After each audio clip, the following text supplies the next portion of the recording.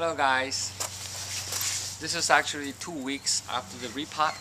I just want to take this opportunity to give you a brief introduction of this video segment. It's actually an extended version of the part 1 and part 2, because after I repotted I saw it had a lot of problems, so I decided to remove more leaves for the plant to compensate for the loss of roots, and also had to tie it up with strings and do a lot of wood carving. You will see. I don't want to cut any more branches off, so what I'm doing now is just doing leaf reduction. Again, just cutting some of the leaves that I think is less efficient.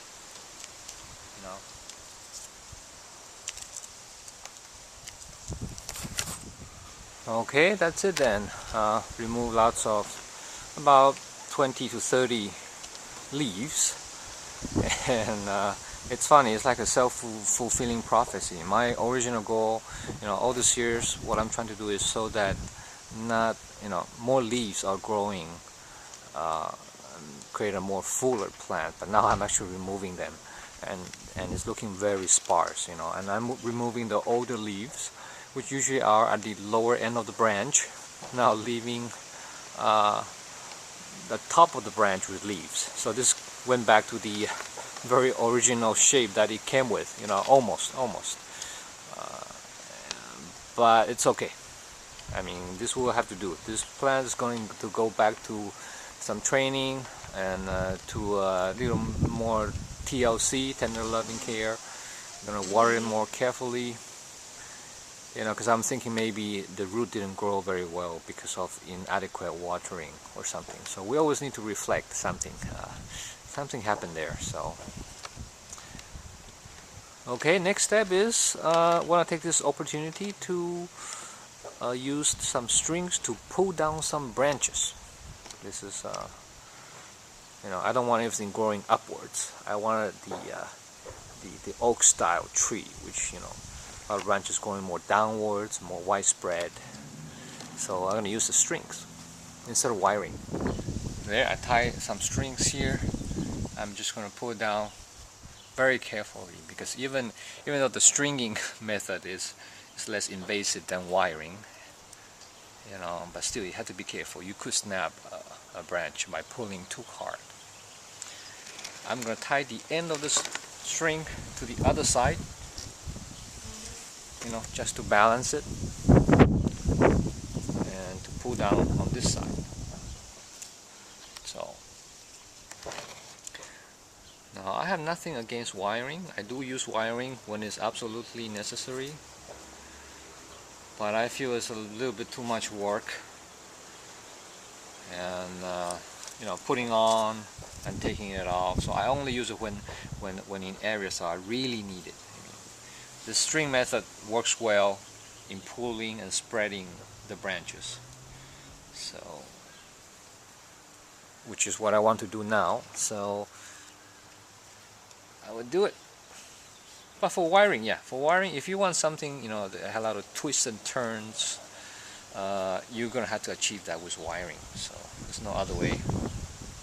Or you can do the pruning, cut and wait, and then cut, trim, and pruning, wait.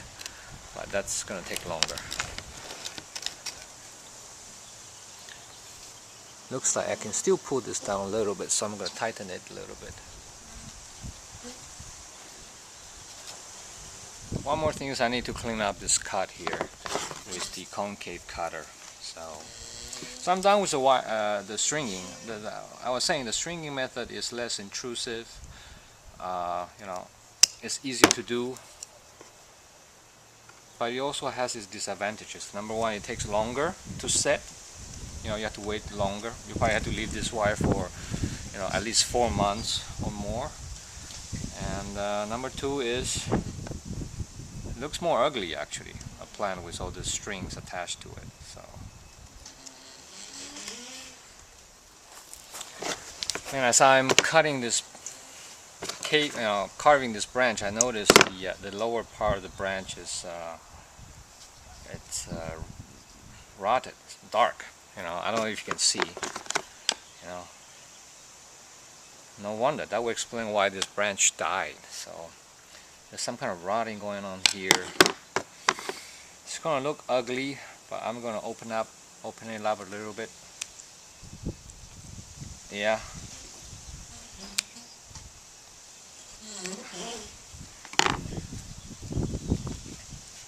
Just need to clean this area also because a lot of rotting going on. If you don't clean it up, it could get worse.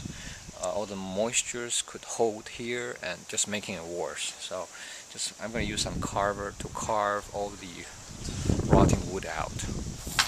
And the tool I'm using is this. This is the wood carving tool that I learned how to use in high school. And just feel like a dentist now, carving all the cavities out.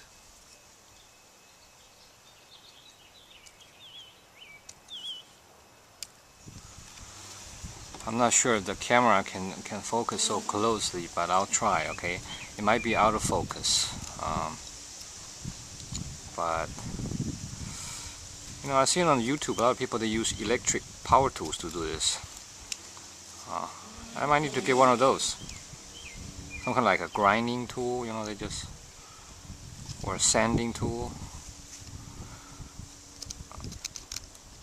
Yeah, this hole keeps getting bigger and bigger.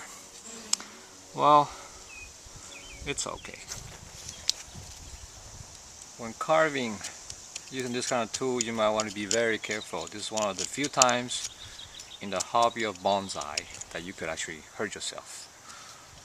You know, you slip and you cut your finger. So I want to stress out that when doing this kind of carving, it's natural that near the bottom, if you keep carving, you actually create some kind of bowl and, you know, some kind of depression here, and it actually can hold water, and that's not good. So what you want to do is want to make sure that actually this wound open up towards the bottom so that the water will drain easily. When you water it, it's inevitable that you're going to get water here, but at least if you provided a path for the water to drain away, that's good, instead of, you know, contain it in a bowl, in a depression here. So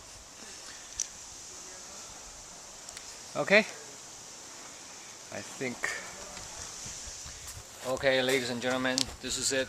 After a long session, you know, a lot of surprises for me in this plant. I'm done. This is the California oak tree back in the training pot, trying to recover from all these things I did to it. It's gonna keep it in shade for a couple weeks before moving it to sun. You know, it's gotta be treated carefully because it has very little roots actually. And that's it. I feel bad for this plant. I feel that I didn't take good care of it, and so many problems. I wish I had done this earlier. So I will try to make it up to it. Thank you guys. Bye bye.